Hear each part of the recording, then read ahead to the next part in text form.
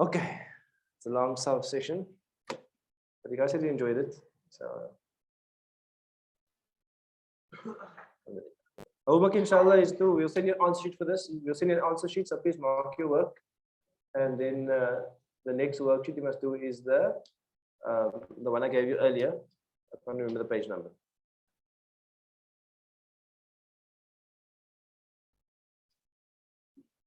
Okay. Bismillah, let's open Surah Buruj.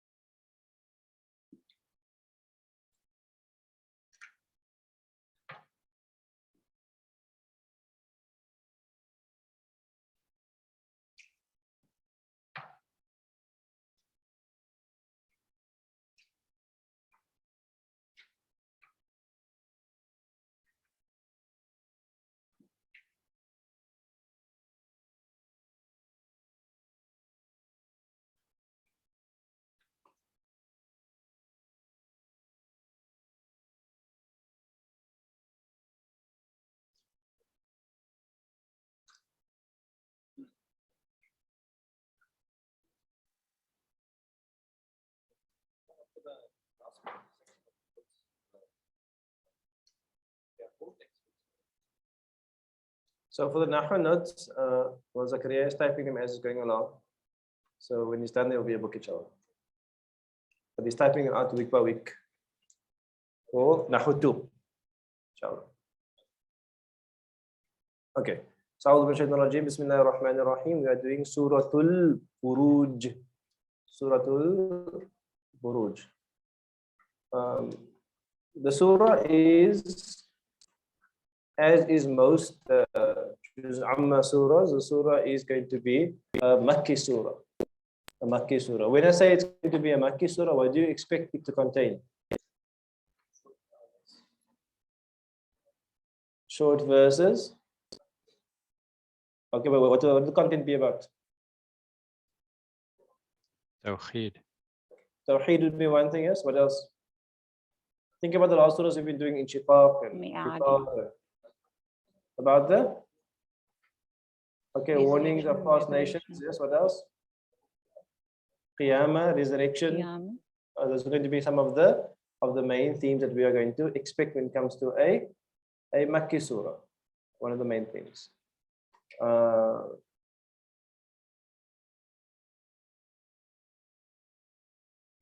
Some of the hadith about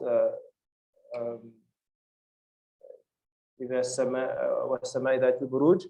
The Prophet used to actually read this surah in Isha. In Isha Surah, the Prophet used to read it.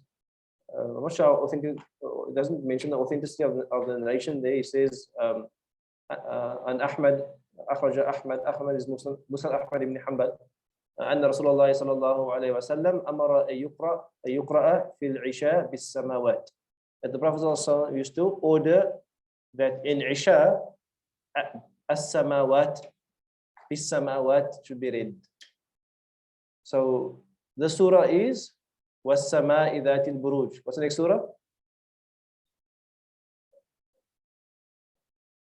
Was-sama'i wat-tariq. So those two surahs are called the samawat. Those two surahs are called the samawat, the surah and the next surah, and the other hadith here mentioned, أن رسول الله صلى الله عليه وسلم كان يقرأ في العشاء آخرة بالسماء ذات البروج. The Prophet used to read this surah in Isha.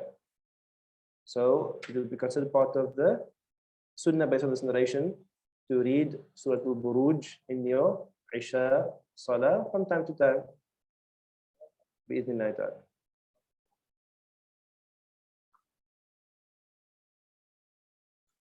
What does it say? What team was it? I'm not sure. I'll check inshallah. Or possibly is. No. When it says that, doesn't mean the person is only that. But it's one of the like preferred surahs for that waqt.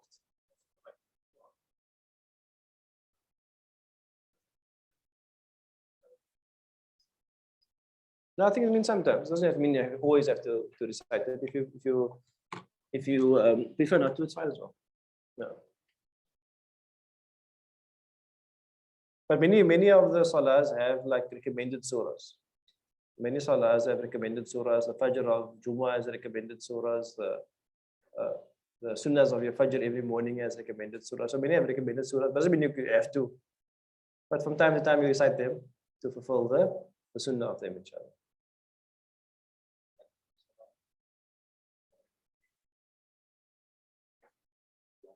Is there recommendations for the length of salah? Generally, the recommendation is that the jama'ah salah shouldn't be too long. Jama'ah meaning when you're leading congregation, you mustn't keep the salah too long. If you read on your own, Bismillah, you can make as long as you want, but in jama'ah, you must make it kind of short and manageable. So, what is too long? Well, there's a narration of Mu'adh ibn Jabal. He saw the Surah Baqarah. And the one Sahabi actually broke away from Salah. Imagine someone like Alif Lam Mim, Dhalikal Kitabu, you're like, shoo, another hour in this rak'ah, because they were generally complete surahs. I mean, often complete surahs. And so, Mu'adh ibn Jabal, I know he actually he wanted to rebuke the man, like, why did you break away from Salah? And the Prophet actually rebuked Mu'adh. He says, Afatanu anta ya Mu'adh. Like, are you trying to cause a fitna, Mu'adh? He rebuked him for actually reading a surah that would cause difficulty for the jama'ah. So I think that generally,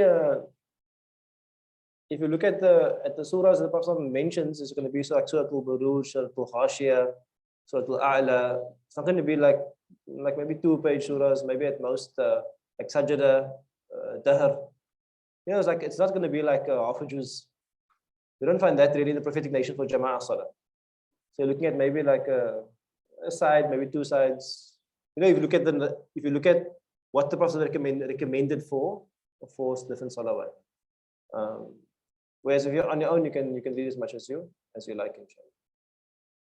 Now, but I encourage you again that like as you're doing this surah by surah, you just like refresh the surah or memorize it and start reciting.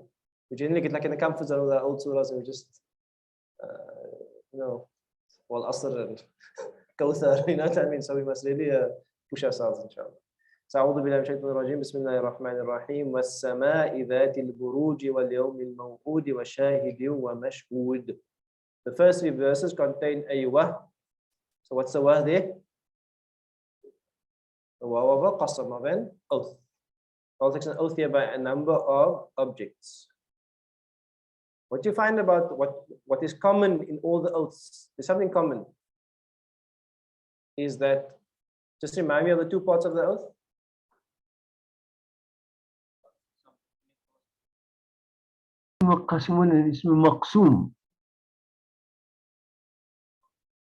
Okay, so I gave you the other words, inshallah. What was the other words? Al-Muqsamu. Yeah, remember this. Al-Muqsamu bihi and Al-Muqsamu alayhi. Al-Muqsamu bihi, Al-Muqsamu, Muqsam, the thing you take an oath by, and the Al-Muqsam alayhi. When you're taking the oath, where is the core of the message? Like what is the actual thing you're trying to convey? The Muqsam bi or the Muqsam alayhi? The second part. Like if I say, Wallahi, I did my homework. The part I want to get to you is that I did my homework. But I'm taking an oath to add more emphasis or dalil to the second statement. You with me? So what you find is that, not always, but often, the muqsamu alayhi is something disputed. like resurrection or punishment. It is something which is disputed between people. You with me? Let me see what was in the previous surah.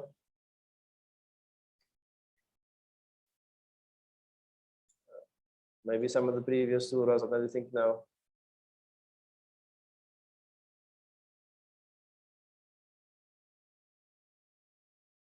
Okay, the Infitar, Allah speaking about the Qubur and the resurrection, which is something disputed.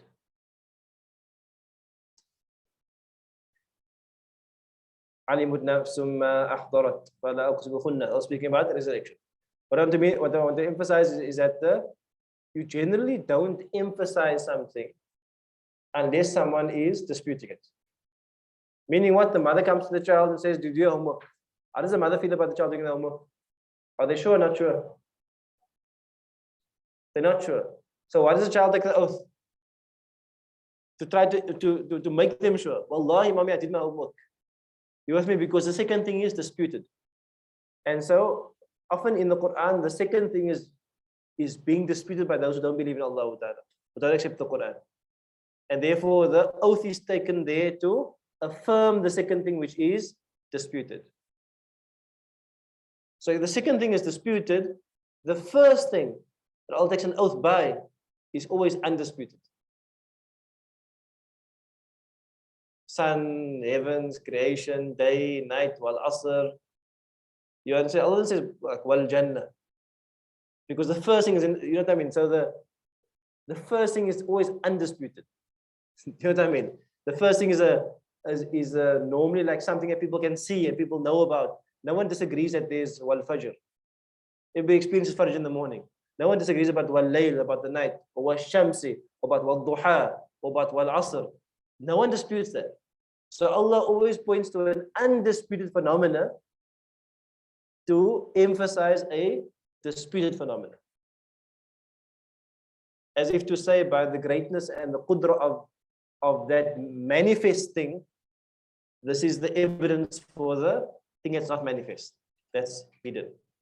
And so often what you find in the nature of the oath. Now, even the previous one, Wailul lil mutaffifin, may seem less obscure, but there's no doubting that there are people making tatfif. It's not something like it's in the year after. It's something which is okay. That's not actually an oath. Side point. No. Okay. So in the oath, you're always going to find the muqsam bihi is going to be something undisputed. For example, is sama disputed? No. The heavens that you look up, the heavens in the sky above is not disputed.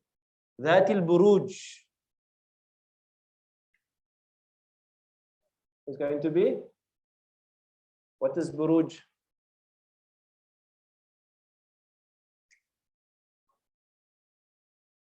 Have you seen a place called Buruj Khalifa? What's Buruj Khalifa? A tower, something which is built up, which is a tower. Tabarruj also means barraja yubarriju. Tabarruj in the fifth bab. Tabarruj also means when someone displays their beauty, especially a female, when she's like displays her adornments to make manifest beauty from tabarruj. So when you think about the word buruj, you think of something which is huge and manifest, and you think of something which is displaying its beauty. So it's different opinions. That some of them might say that the buruj refers to the huge stars, like the bright stars, the prominent stars. Some of them might say that the buruj actually refers to the constellations. What's a constellation? A group of stars that form a picture. Like you have a constellation, like they make a picture out of it, they make a bull or something. Some people it refers to that.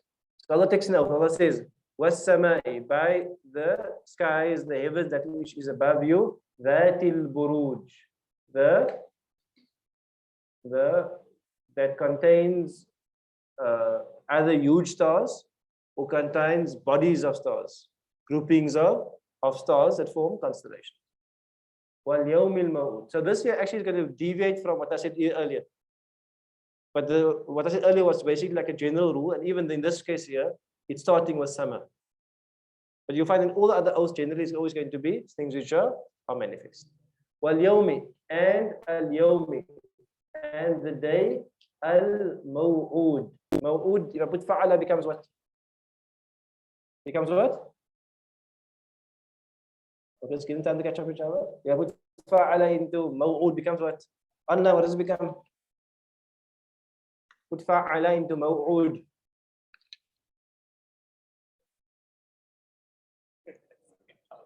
Wa'ada is the root letters. Wa'ada is the root letters. Becomes what? Maf'ul. Maf'ul. So what does wa'ada mean? A wa'ad is a promise. A wa'ad. What's a wa'id?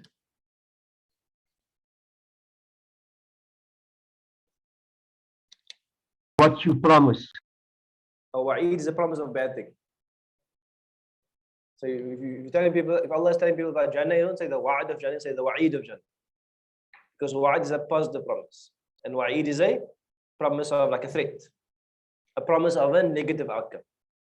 So that's going to be wa'ad. So what is if wa'ada means to promise, so wa'id is the promise. So what is maw'ud? Ismu maf'ul. That which is promised. Wal yawmil maw'ud. So wa'ada means he promised. Wa'id, fa'il is the promiser. Maf'ul, that which is promised. Maw'ud, that which promised. Wal yawmil, and the day which is promised. That's a mawsoof sifayas. The wa is a wa'al qasam. Remember the wa'al qasam is also harful jar. Therefore, al-yawmi is ism majroor. Al-maw'ud is going to be a sifa. So by the promised day. Wa shahidin wa mashhood. Wa, and by a shahid. If I put fa'ala onto shahid and fa'ala onto mashhood, what do I get?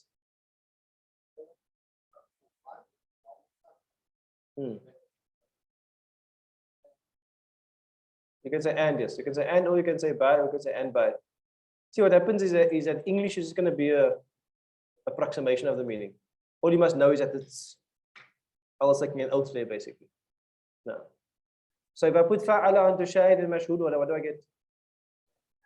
Fa'il, I get what? Fa'il and maf'ul. Fa'il and maf'ul. So you have good sound practice here. So Allah says here, wa shahidin wa mashhood. If shahida means to witness, what's a shahid? That which is witnessed. Shahid. So, ismu fa'il, the one who does the action. The one who witnesses. The one who witnesses. And what's a mashhood? That which is witnessed. That which is witness. Okay. So when the Quran uses a general description, what it refers to will always be a matter of like tafsir or so on. Because if you think about shahid, you think about the witness. So let's assume that this is happening on Qiyamah. How many witnesses do you know on Qiyamah? Name the witnesses you know. To say, Allah is a witness. It's coming actually in verse number 9. Wallahu ala kulli shay'in shahid, shahida. And Allah is upon all things a witness. So Allah will be a witness on the day of Qiyamah. And then your body parts will be a witness. Surah Yasin. And your lips will be closed, your tongue will be closed, your mouth will be closed, and your body parts will witness. What else will be witness? Your book of deeds will be a witness. Your book will be given in the right hand or in your left hand as a witness against you, as evidence against you. What else will be a witness? The Prophet ﷺ will be a witness. Who else will be a witness? We will be a witness. The Ummah of Muhammad ﷺ will be a witness. The angels will be a witness. The earth that you walk on will be a witness. So there are multiple witnesses. So some ulama will say it refers to Allah, refers to the angels, refers to any possible witness, because the meaning is by its nature expansive. it includes different witnesses. So some ulama will say it refers to Allah, some will say it refers to the angels, or to one of those possible witnesses. So if those are all the witnesses, the shahid, whether it refers to Allah or the angels or your deeds or your book or your limbs or the earth, who is the mashhud? Who is the witness going to be? I mean, who is the people? So people will be the mashhud. They will be the mashhud. So now you have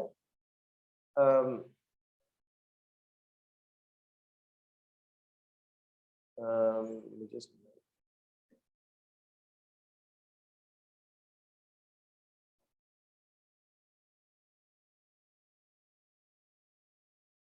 okay. قتل أصحاب الأخدود. قتل أصحاب الأخدود. So what we have is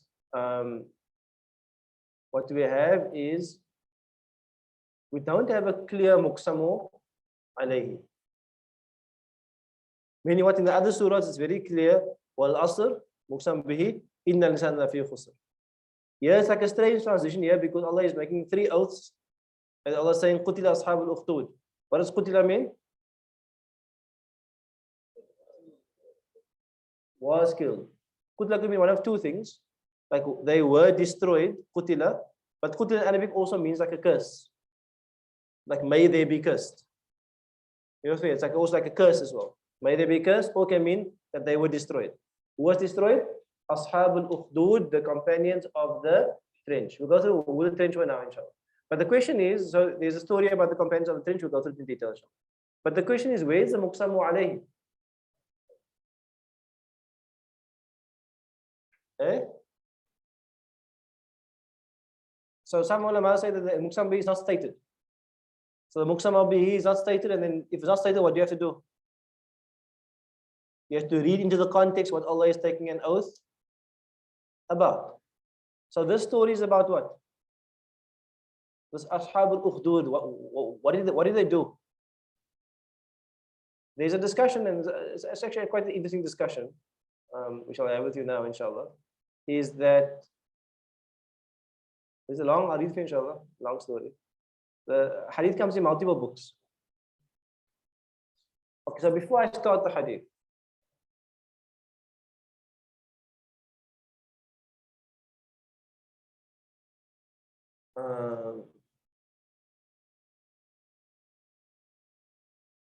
the hadith is going to speak about people who dig a trench and put bodies in it. You with me? So is the hadith accurate, authentic? The hadith comes in Muslim. Is the hadith accurate, authentic?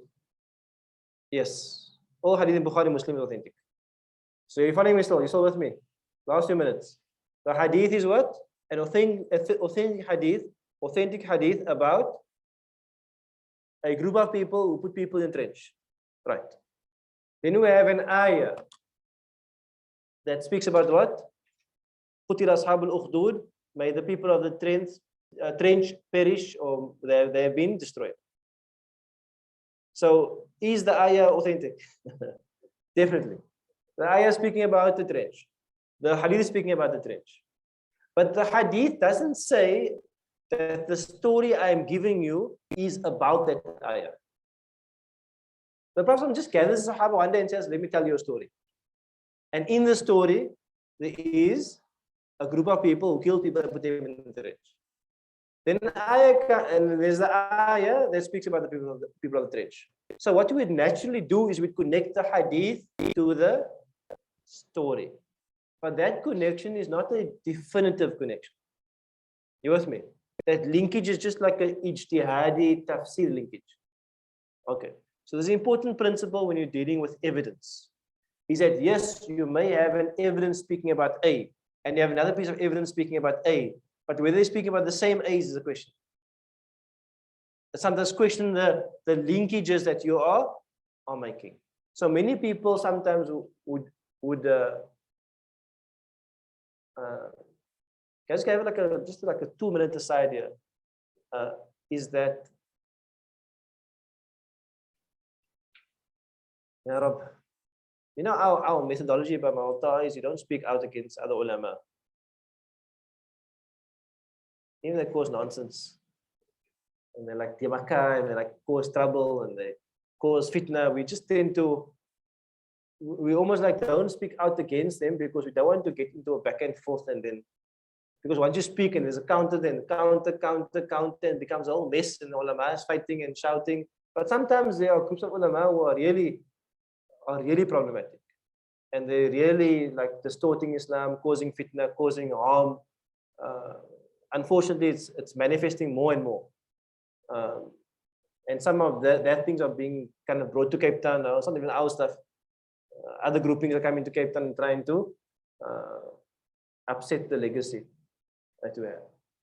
And one of the approaches that groups use is they like to prey on emotion and rhetoric, and they will speak about what people would do is they take a topic A and they take a hadith which could or could not be linked to topic A, and they make a definitive link. You with me? They make a definitive link, and they'll say, see, the Quran says this about this, here's the ayah about this, but the link itself isn't there, or the link is speculative. And the difficulty is that knowledge is something which is nuanced. You with me? There's detail and there's explanation to it, and it applies in this case, it doesn't apply in this case. It's not something which is just like ABC finished. So what happens is that generally, why I mention these things is that even in a small thing like this, like it may seem like a small thing, because you might now say, but why giving different opinions? The hadith says, like for example, if someone had a different opinion about who this Ashab al-Ukhdud is, then you will say, but it's a hadith in Muslim. Speak about Ashab al-Ukhdud, what are you talking about? You're going against the hadith. You understand? That's the kind of rhetoric. But the point is, I'm just giving an analogy. But the point is that we don't say the hadith is not authentic. We're saying the connection is not stable.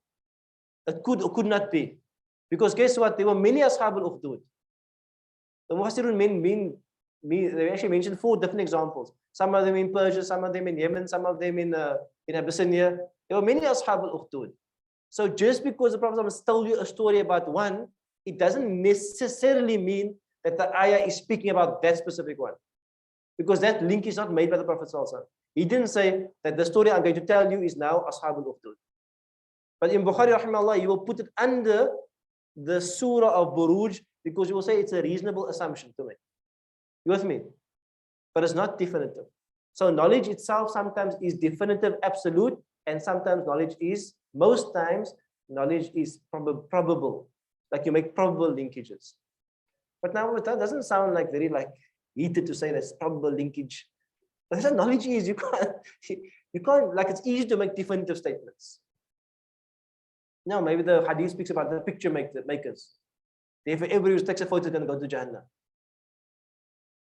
You know, it's like simple rhetoric, without going into what are the root letters, what are the application, does it refer to 2D drawings, does it refer to 3D drawings, does it refer to if the drawing is made there for reverence or obedience. Like all the detail is just lost. It's just rhetoric. And it's this empty, divisive rhetoric that doesn't respect scholarship. It is just there to push an agenda and to deem every other group wrong. And if you ever follow a group that thinks every other group is wrong, you're wrong. I'm not talking about the big group, obviously Ahlul Sunnah and Jama'ah. I'm talking about like a small group. Like maybe you follow a tariqah, you follow like a madhab, and we're the only right ones. No. This ummah will not agree upon something incorrect. And if you're a minority and the ummah doesn't agree with you, you should check yourself. If your belief is a minority belief and the ummah doesn't agree with you, you should check yourself. Anyway, it's just something that's happening in our community. I don't want to get into the details, but it's very problematic. It's very problematic, and our approach is always what? One of evidence and knowledge. Our approach is always one, if you say something, show me the evidence for it. And yes, then I can agree or disagree with the evidence, but then I respect your argument because it's an evidence-based discussion. And a true believer, a true student of knowledge, considers all the available evidence. At least considers it. Whether you agree or disagree is your own thing, but at least you must know the evidences and you must give due consideration to all the positions. And we're not speaking about positions that came now, positions of our ummah for hundreds of years, of great ulama. And you must respect that legacy. Now, that's a long story, but anyway. These things weigh heavily. It's very hard to navigate the ikhtilaf because you don't also want to cause a fight, and then the ordinary person is look at the ulama, they're just fighting. Swearing this one, writing this one, arguing back and forth.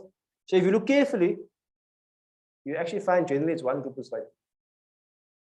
They're fighting against a group that's not fighting back. Just look carefully, just look carefully. When someone writes against someone else, someone writes against the MJC, someone writes against Malata, you find that the other group doesn't respond. Or the other group just says, this is our position, alhamdulillah. Not like all of this like ad hominem attacks, like you from this and you like plastic mufti, hypocrite, like, like all of this, like just like personal attacks. Since when is from the Sunnah of the Prophet to personally attack a fellow alim? When you disagree with someone. Like where, what adab is that? So it's and then what's worse is that they will defend that approach. It's just crazy. So you look at, you find it's one group who is attacking another group generally is quiet. You just carry on, just do the work. Now, like it's not yeah, I just wanted to know, so if somebody who doesn't have a lot of knowledge wants to read hadith, we should rather seek somebody who understands the hadith better, to put it in context. No, so I think generally you're free to read hadith. It's just that if you generally when it comes to law, consult a scholar, like salah and zakah and so on. And when it comes to like core beliefs, consult the scholar. But many of the compilations like Riyadh al-Salihin are actually written for the public to read themselves. They're about sabr and istiqamah and tawakkul and like virtuous stuff. So those stuff, bismillah, you can actually read any hadith you want. It's just that when it comes to law and comes to belief, if you confuse, consult someone. And then should we be careful in sharing it because people share hadith quite freely. Generally, if the hadith is from a relied upon book like Bukhari, Muslim, Riyadh al-Salihin, you're free to share. If it's a WhatsApp message, I tend to avoid it. Then, if there's no reference, I'm rather than share it. Like if it's from a reliable book, bismillah, any of the Sihah Sitta, you can share the hadith. So there's a website called sunnah.com. Yes. Lots of books in there and so on. And all you can say is I found the hadith in Muslim or Ahmad or so on. It's fine. Even the hadith is weak, you can share it. It's fine. Because you're not drawing law from it. And there's a way to navigate weak hadith as well. So there's no gatekeepers. Read the hadith. You must read the hadith. In fact, reading the hadith is going to be light in your life. Because you're reading the words of Rasulullah sallallahu alayhi wa sallam. Those words weren't for ulama. Those words were for the believers to hear. But the ulama will draw legal rulings and those kind of things. But so bismillah, read the hadith. But what I would recommend is that if you're starting out, read Riyadh al-Salihin.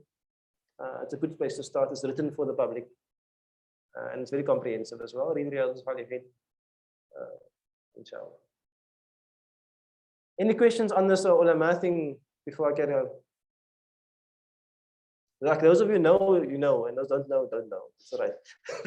What I'm speaking about. But any questions about it or concerns about it? I have a question. Bismillah. Is how do we keep the squabbles of ulama away from the people? It's very difficult. What I'm saying, it's only one group who's squabbling. The other group is quiet. Like really, the other group, I can promise you, our manage, like Malta students, we don't write rebuttals and make videos and insult ulama. We just let it go. We just make dua for people. I mean, like it's like we just carry on with the work. I carry on teaching Mizan, I teach Quran. You know what I mean? Like your adhkar, you keep on making. If people are saying crazy stuff, I mean, I'll teach my class if there's like, you know, if it's incorrect positions, we'll say this is the correct position. So someone comes with a crazy position, like for example, there's whole closing of the masjid or social distancing or wearing a mask. Malta will write a book and say, here's a book, here's 40 hadith, here's the evidence, here's the arguments, why we have our positions. End of story. There's a position, there's evidence, Bismillah. But we're not going to insult the other group and say that you are whatever this and that. We'll just say this is a position, here's the evidence. What else must we say? And if we don't agree and if you want to insult us for that, or you think we're some sort of munafiqun, or we're selling out the deen, or we're being paid by government, or whatever crazy stuff you're thinking, what must we do? Like, what must we do? Like, what can you do besides say, this is the position that we have, this is the evidence, and put it out there. We're not going to get involved in an interpersonal squabble with someone, because then it's going to harm the whole ummah. You understand? So some people might get frustrated, like, you know, why aren't you guys speaking out? Why aren't you guys like countering this stuff? Our counter is to put the right positions out there with evidence. And that's the counter. And this will always be the counter. It's not like very emotive, man. You know, people like follow emotive people just because they can cling on to them. And generally, people are emotive about things which are divisive, like a race, or like religion, or like madhab, or like, you know, they'll find something to make you emotive based on division. Because if you have division, you have a right and a wrong. You have a right and a wrong, and we're not gonna divide the ummah just to get some more support. Like, you know, if you're gonna get support by dividing the ummah, you basically يفرقون بين المرء وزوجه. You're following shaitan's ways. You know what I mean? So it's really, it's like a darkness and it's evil. That approach, it's not just wrong, it's actually evil. And that's the problem that we have. And it can destroy a community. It can destroy a family. Some families see it already. You can destroy your family, really, and it's the most irresponsible thing to do in your life is to distort deen. It's like the most irresponsible. You'd rather distort something else. You'd rather be a bad builder and have a crack in the wall and it leaks. You know what I mean? Not a good thing, but I'm saying at least that's the extent of the damage. You did a bad job. You know what I mean? But to be a bad alim, and to mess with people's souls and hearts and people's akhirah. Like, can you think of something like more weighty about that? And because it's so weighty, that's why we just take the evidence-based approach. What did the Prophet say? What did the Quran say? What did the scholars say? What are the different positions? Here's the evidence. Now, and then that we find safety. We find safety in knowledge.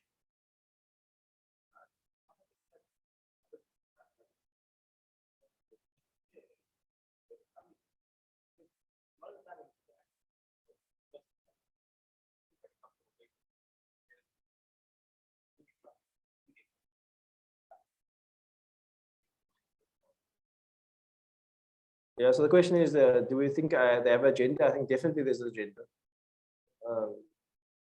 Whether they believe, whether there's a sincere between them and Allah, that's between them and Allah.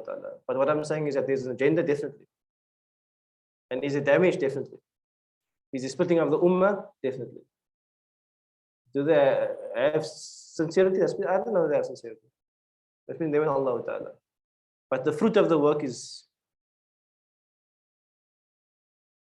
like, you must have like a very deluded sincerity to think that you're right. And sometimes they have titles, all are muftis. Like in Joburg, Durban, everyone is a mufti. Like in Cape Town, I have one mufti. But in Joburg, Durban, you do a 2-year course in mufti. 2 years there. That's a lot of muftis there. And it's very problematic. Very problematic. So,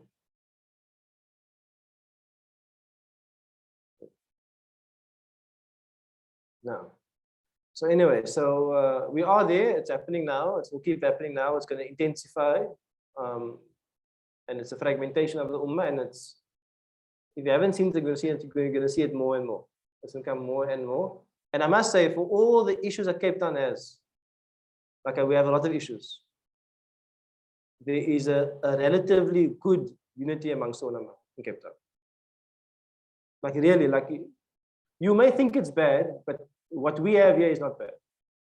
There's no mosque that I would feel uncomfortable to go to. There's no alim in Cape Town that I would be uncomfortable to greet and sit with. You with me? Even if they're on a different school, different understanding, it's not that level of hatred where it's like your enemy. Because yeah, we're in different paths, we're not exactly in the same, the same, and it's fine. You know what I mean? Even this masjid itself has the imamate has different understanding of certain things, and that's fine. Like, you know, Cape Town has like a relative unity, and Allah has blessed us with that, and it's the most valuable thing we have. And for an outside group to come to want to descend here and destroy it, for what reason?